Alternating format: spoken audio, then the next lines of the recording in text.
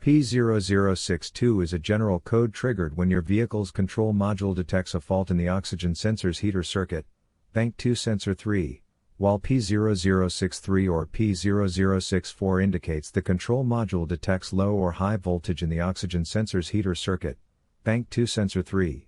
Here is one practical solution used to fix these error codes. The oxygen sensor. This oxygen sensor is located right after the catalytic converter. Bank 2 is on the side with the cylinder number 2.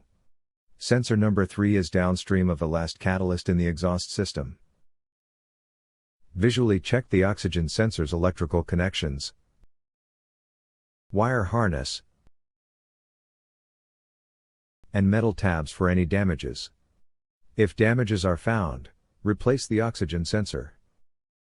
If there is no damage found on the oxygen sensor, you would need to take your car to consult professional mechanics. So here is one practical solution used to fix the P0062, P0063 and P0064 error codes. After the repair, you can now use the HO2S app to clear the error code. And tap the rescan button one more time to make sure everything is fine with your vehicle.